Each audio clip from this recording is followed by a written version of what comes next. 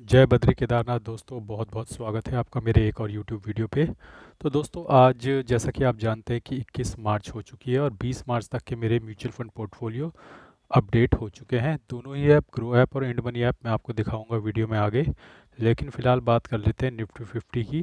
तो देखिए, जब जनरल पब्लिक ये सोच रही थी कि निफ्टी अब वापस आएगा और थोड़ा सा रिट्रेसमेंट आएगा, शॉर्ट्स बनाकर बैठते हैं, तो जनरली मार्केट उसका उल्टा करती है। अब आपने क्योंकि डेटा अगर आप देखोगे तो उसमें रिटेलर्स जो हैं, यानी हमारे जैसे आम लोग, वो कॉल बेच कर बैठे हैं और पुट बाय करके बैठे हैं। यानी कि उनको ऐसा लग रहा था कि मार्केट 1000-1200 पॉइंट उठ गई है तो अब फॉल आएगा, तो नीचे का सौदा बना के बैठे हैं। और जब तक वो लोग नीचे का सौदा बना के बैठे हैं, बिग मनी मार्केट को ऊपर की तरफ ले जाएगा। तो कोई भी ये बंदा 1 या 2 दिन पहले प्रेडिक्ट नहीं कर सकता कि आज मार्केट कैसे चलने वाला है। तो जैसा डेटा रात को आता है उसके अकॉर्डिंगली जो बिग मनी है वो नेक्स्ट मॉर्निंग में अपनी पोजीशन प्ले करना शुरू करते हैं। तो उस वजह से देखने को मिल रहा है कि निफ्टी जो है लगातार बढ़ोतरी बनाए हुए है। और पिछले लगभग 2 ढाई 3 महीने से हर शुक्रवार को तगड़ी गिरावट हो रही थी, लेकिन ये पहला शुक्रवार है अभी तक। तो फिलहाल दिन के 12:15 हो चुके हैं, अभी तक तो ऐसा देखने मिल रहा है कि इस शुक्रवार को वो ट्रेंड टूटेगा और मार्केट एक अप मूव दिखाएगा यहाँ से। और निफ्टी 50 आप देख सकते हैं इस वक्त 162 पॉइंट पॉजिटिव चल रहा है, सेंसेक्स लगभग 561 पॉइंट, बैंक निफ्टी लगभग 357 पॉइंट पॉजिटिव में चल रहा है। और चलिए बात करते हैं अब अपने एफ आई डी आई के डेटा की। तो कल सरप्राइजिंगली हमारे एफ आई ने बाइंग करी है 3200 करोड़ की। लेकिन इससे पहले कि आप खुश हों, मैं आपको इधर का डेटा दिखा देता हूँ। हमारे डी आई कल 3100 करोड़ की सेलिंग करके चले गए। तो दो बड़े हाथी आपस में लड़ रहे हैं और वो हमेशा लड़ते रहेंगे, और बीच में रिटेलर्स पिसते हैं। और यही इस कहानी का अंत है और यही इस कहानी की शुरुआत भी है। तो एक्चुअली में गेम तो एफ आई और डी आई खेलते हैं, बाकी बीच में रिटेलर पिसते रहते हैं। अब हमारे एफ आई बाइंग में आए तो हमारे डी आई सेलिंग में चले गए। तो जितने की वो बाइंग कर रहे हैं उतने की डी आई सेलिंग कर रहे हैं। लेकिन अब एक पॉजिटिव मोमेंटम बन गया है डी आई। देखिए, डी आई जो होते हैं उसमें अपने फंड हाउसेज होते हैं, म्यूचुअल फंड हाउसेज होते हैं। तो एफआई तो आपके मार्केट से 1 साल तक भी दूर रह सकते हैं, उनके ऊपर कोई कंपल्शन नहीं है। लेकिन डीआई में हमारे म्यूचुअल फंड हाउसेज होते हैं जिनको अपना 70 से 80% मंथली एस आई पीज़ को इन्वेस्ट करना ही होता है। ये गवर्नमेंट नॉर्म्स हैं, सेबी नॉर्म्स हैं, तो उनका पालन इन्हें करना ही पड़ता है। तो ये ज़्यादा दिन तक दूर रह नहीं पाएंगे। तो फिलहाल इन्होंने सेलिंग ज़रूर करी है, लेकिन आई थिंक ये जल्दी वापस आएंगे और दोबारा से बाइंग करेंगे। तो आई थिंक ये तो रही बात हमारे एफ आई और डी आई के डेटा की। अब आ जाते हैं अपने इंडेसिस कैसा परफॉर्म कर रहे हैं। तो सबसे पहले देखते हैं निफ्टी 50। निफ्टी 50 आज 0.72% अप है, तो अच्छा गेन इसमें देखने को मिल रहा है। कल भी अच्छा गेन मिला था, आज भी दोबारा अच्छा गेन मिल रहा है। कल थोड़ा पिटाई हुई थी मिड कैप की और स्मॉल कैप की, लेकिन आज मिड कैप 50 आप देख सकते हैं 0.96% अप है। मिड कैप 100 1.17% अप है और मिड कैप 150 1.10% अप है। तो आप ब्रॉडर इंडेक्स को अगर पकड़ के चलें तो मिड कैप जो है एटलीस्ट 1% से ऊपर की तेज़ी दिखा रहे हैं आज 12:15 बजे तक। और नज़र बनाएं स्मॉल कैप पे, तो स्मॉल कैप जो है 100 जो है 1.68% अप है, स्मॉल कैप 50 1.79% अप है, और स्मॉल कैप 250 1.55% अप है। तो लगभग 1.5% से ऊपर की तेज़ी बना रहे हैं स्मॉल कैप। तो कुछ दिनों से स्मॉल कैप थोड़ा कम बढ़ रहे थे, तो आज उन्होंने सोचा कि आज हम दौड़ते हैं और बाकी लार्ज कैप और मिड कैप हमें पीछे से देखते रहेंगे। तो आज काफ़ी अच्छी तेज़ी है तीनों ही कैटेगरीज में, लार्ज कैप, मिड कैप और स्मॉल कैप में अच्छी बढ़ोतरी देखने को मिल रही है। और आई थिंक ये मोमेंटम फ़िलहाल कंटिन्यू रह सकता है। लेकिन जो एक दिक्कत है वो यही है कि मार्च का एंड हो रहा है और टैक्स हार्वेस्टिंग होगी। Tax harvesting in the sense के एंड के आखिरी 1-2 दिन में लोगों ने जो शेयर्स उनके पास पड़े हुए होंगे उनको बेचकर अपना लॉस बुक कर लेंगे, फिर उन्हीं शेयर्स को ऑलमोस्ट उसी भाव में वो अप्रैल में ख़रीद लेंगे, 1 अप्रैल को। तो ये प्रैक्टिस होती है और इससे आखिरी में डिप आता है जनरली। अब देखना ये होगा कि इस बार majority of the share holders तो शायद पॉजिटिव में है ही नहीं, तो उन्होंने जो प्रॉफिट बुक किया होगा सितंबर से पहले, तो उस प्रॉफिट के अगेंस्ट अगर उनको लॉस एडजस्ट करने को मिलता है, जिसे टैक्स हार्वेस्टिंग बोलते हैं, तो होपफुली वो नेक्स्ट वीक होगा। और जब ऐसा होगा तो मार्केट का नीचे आना स्वाभाविक है। लेकिन कितने लोग प्रॉफिट में हैं इस साल, इस फाइनेंशियल ईयर में, वो भी देखने वाली बात होगी। अगर तो पिछला प्रॉफिट बुक कर चुके हैं सितंबर से पहले और ये वाला लॉस बुक करना बाकी है, तब तो बात समझ में आती है, लेकिन पिछला ही लॉस में है तो फिर तो मुझे लगता नहीं टैक्स टैक्स हार्वेस्टिंग कुछ खास हो पाएगी।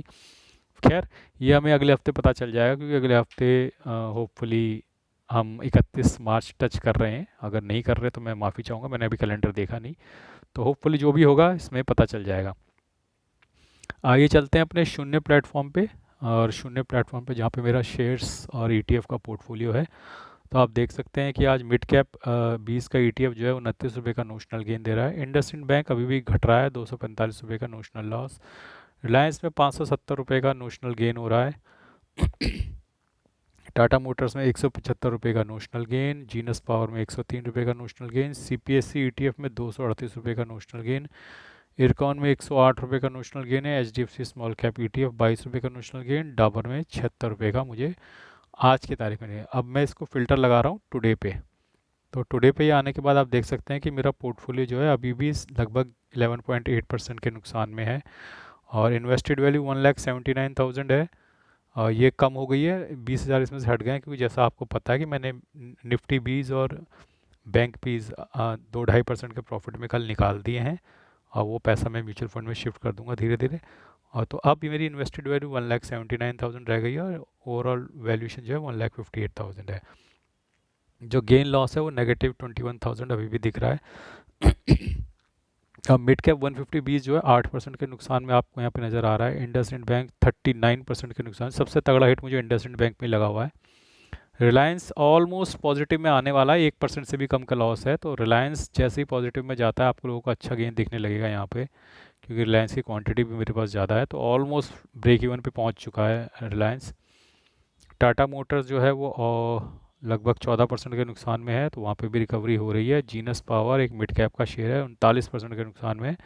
तो देखिए, एक और मेरा शेयर तो नहीं, ईटीएफ है जो पॉजिटिव में आ गया। तो निफ्टी बीज और बैंक बीज मैंने बुक कर लिया प्रॉफिट, लेकिन अब सीपीएससी ईटीएफ जो सरकारी कंपनियों का एक ईटीएफ होता है, वो भी अब प्रॉफिट में आ गया है। आज 44 रुपये का प्रॉफिट उसमें दिख रहा है।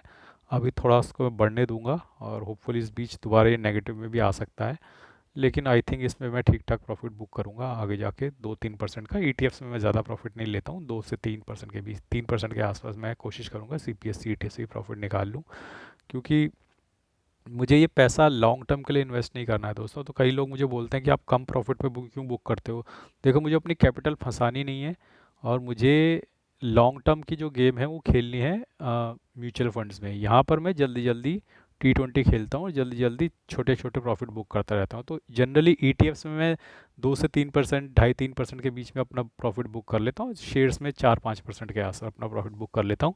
लेकिन ये ज़रूरी नहीं है कि आपको भी इसी स्ट्रेटेजी से काम करना है। कुछ लोग शेयर्स में ही लॉन्ग खेलते हैं, तो अगर आप चाहें तो शेयर्स में लॉन्ग खेल सकते हैं। लेकिन लॉन्ग खेलने के लिए मुझे टेस्ट मैच खेलना है, तो मैं म्यूचुअल फंड में टेस्ट मैच खेलता हूँ।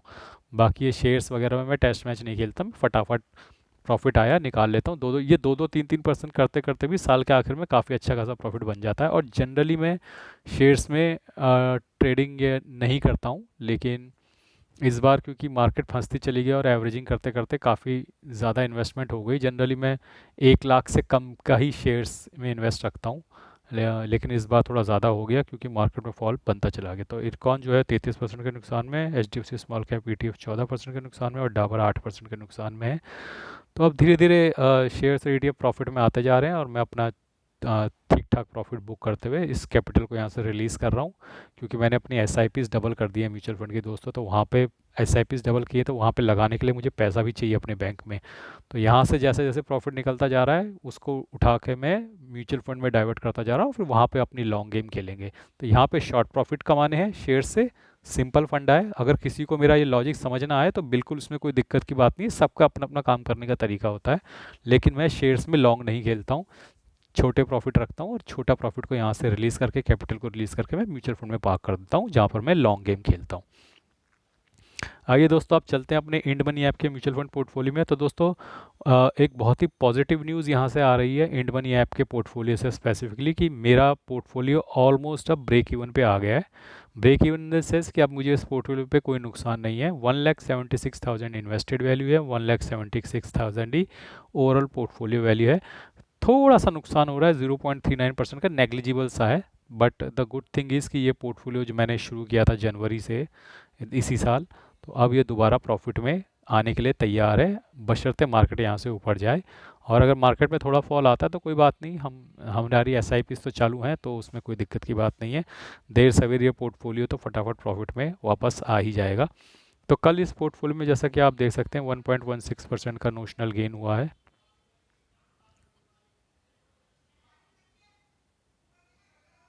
और जो मार्च में मेरी एस आई पीज़ हैं वो 75,900 रुपये की हैं, जिसमें से 44,500 रुपये की एस आई पीज़ मेरी ऑलरेडी कट चुकी हैं। आइए देखते हैं निप्पॉन इंडिया लार्ज कैप में कल मुझे 172 रुपये का नोशनल गेन हुआ है। तो ये ऊपर जो दिखता है ये डे का चेंज है, और नीचे जो दिखता है ओवरऑल पोर्टफोलियो है। तो आप देख सकते हैं कि कल 172 रुपये का मुझे गेन हुआ है, लगभग 0.78%। इन्वेस्टेड वैल्यू 22,000 है इस म्यूचुअल फंड में, और 22,380 रुपये इसकी करंट वैल्यू है। तो 385 रुपये के प्रॉफिट में, लगभग 1.75% के प्रॉफिट में ये म्यूचुअल फंड आ चुका है। पराग पारिक भी इस पोर्टफोलियो में प्रॉफिट में आ चुका है। कल 119 रुपये का नोशनल गेन हुआ है। इन्वेस्टेड वैल्यू 22,000 है, और 22,093 रुपीज़ इसकी करंट वैल्यू है। तो लगभग 0.42% के प्रॉफिट में यहाँ पे पराग पारिक भी आ चुका है। ICICI prudential blue chip fund है, कल इसमें नोशनल गेन हुआ है 240 रुपये का। इन्वेस्टेड वैल्यू 21,500 रुपये है, और 21,900 रुपये इसमें लगभग करंट वैल्यू है। तो लगभग 2% के प्रॉफिट में ये वाला म्यूचुअल फंड भी आ चुका है। Aditya Birla Sun life PSU में कल 97 रुपीज़ का गेन हुआ है, तो ये अभी 2% के नुकसान में है ये वाला म्यूचुअल फंड। और Tata gold ETF fund of fund mutual fund, तो इसमें भी मुझे लगभग 3.61% का नोशनल गेन हो रहा है, और ये वाला म्यूचुअल फंड भी प्रॉफिट में है। निप्पॉन इंडिया स्मॉल कैप 1.62% के लॉस में है ये म्यूचुअल फंड, कल 54 रुपीज़ का नोशनल गेन हुआ है। Invesco India large and mid cap almost ये पहुंच गया है ब्रेक इवन पे, कल 43 रुपीज़ का गेन हुआ है, और 0.54% के नुकसान में है बस ये वाला म्यूचुअल फंड। तो होपफुली अगर आज अच्छा गेन हो रहा है मिड कैप में, तो ये भी आज पॉजिटिव में चला जाएगा, Invesco large and mid cap. Nippon India growth का ये भी एक मिड कैप का फंड है, और कल 37 रुपये का गेन हुआ है। और ये वाला म्यूचुअल फंड भी ये एक मिड कैप म्यूचुअल फंड है। तो जिस तरीके से आज म्यूचुअल फंड मिड कैप बढ़ा हुआ है, तो होपफुली अगर वो गेन आज हो जाता है क्लोजिंग तक, तो ये वाला म्यूचुअल फंड भी पॉजिटिव में चला जाएगा निप्पॉन इंडिया ग्रोथ का। HDFC mid cap opportunity fund ये भी पॉजिटिव में जा सकता है, 47 रुपीज़ का कल नोशनल गेन हुआ है, 0.91% के लॉस में है ये पोर्टफोलियो अभी। और होपफुली आज अगर वो 1% से ऊपर का मिड कैप बढ़ते हैं, तो ये वाला पोर्टफोलियो भी 101% आज प्रॉफिट में आ जाएगा। अब बात करते हैं एडलवेज स्मॉल कैप में, 29 रुपये का कल नोशनल गेन हुआ है, और 2.5% के लॉस में है ये वाला म्यूचुअल फंड, तो इसमें अभी समय लगेगा। कोटक एमर्जिंग इक्विटी फंड 34 रुपये का कल नोशनल गेन हुआ है, तो ये भी 2.5% के लॉस में है। JM फ्लेक्सी कैप 38 रुपये का कल नोशनल गेन हुआ है, ये पोर्टफोलियो भी लगभग 2.25% के लॉस में है, इसमें भी समय लगेगा अभी। कोटक स्मॉल कैप फंड 21 रुपये का कल नोशनल गेन हुआ है, 3% के नुकसान में है, इसमें समय लगेगा अभी। मोतीलाल ओसवाल मिड कैप 19 रुपये का नोशनल, नहीं मोतीलाल ओसवाल में कल नुकसान हुआ है, तो 19 रुपये का नोशनल लॉस हुआ है, ये लगभग 4.25% के लॉस में है, 3.75, इसमें थोड़ा ज़्यादा समय लगने वाला है। बंधन कोर इक्विटी म्यूचुअल फंड में कल 37 रुपये का नोशनल गेन हुआ है, और ये पोर्टफोलियो ऑलरेडी पॉजिटिव में आ गया, लगभग 1% के पॉजिटिव में है ये वाला mutual fund. Invesco India mid cap 42 रुपये का कल नोशनल गेन हुआ है, और होपफुली आज ये प्रॉफिट में आ जाएगा। एडलवेज मिड कैप फंड आप देख सकते हैं कि लगभग 28 रुपये का कल नोशनल गेन हुआ है, होपफुली आज ये वाला म्यूचुअल फंड भी प्रॉफिट में आ जाएगा एडलवेज का, 0.52%। टाटा स्मॉल कैप फंड 25 रुपये का कल नोशनल गेन हुआ है, 1% के लॉस में है ये वाला म्यूचुअल फंड। तो स्मॉल कैप में आज 1.5% के ऊपर की बढ़त बनी हुई है, अगर ये 1.5% की बढ़त क्लोज हो जाती है, तो ये वाला म्यूचुअल फंड भी पॉजिटिव में आ जाएगा Tata small cap. SBI small cap के भी पॉजिटिव में आने के चांस है, क्योंकि 1% के ही नुकसान में है, तो आज अच्छा गेन हो रहा है स्मॉल कैप के इंडेक्स में, हमने दिखाया था आपको थोड़ी देर पहले, तो होपफुली ये भी पॉजिटिव में आ जाएगा। Bank of India small cap में अभी कुछ समय लगेगा, कि 22 रुपये के नोशनल गेन हुआ है, 1.96% के लॉस में है। तो ये सारे म्यूचुअल फंड्स हैं जो मेरे लिए हुए हैं। और आइए आपको, जैसा कि मैंने प्रॉमिस किया हुआ है, डेली की आपको SIP दिखाता रहूँगा, ताकि आपको पता लगता रहे कि मास्टर ओपिनियन मास्टर आपसे कुछ झूठ नहीं बोलता है, और ट्रांसपेरेंसी पूरी है, जो जो मैं बोलता हूँ उस तरीके से मैं इन्वेस्ट भी कर रहा हूँ। तो 21 मार्च को आप देख सकते हैं निप्पॉन इंडिया लार्ज कैप की मेरी SIP कट चुकी है। ICICI प्रूडेंशियल ब्लू चिप की मेरी SIP कट चुकी है। HSBC स्मॉल कैप की मेरी SIP कट चुकी है आज। Invesco India mid cap fund की भी एसआईपी कट चुकी है। पराग पारिक फ्लेक्सी कैप की भी एसआईपी कट चुकी है आज। पराग पारिक फ्लेक्सी कैप की 2 एसआईपी मेरी कटी हैं आज।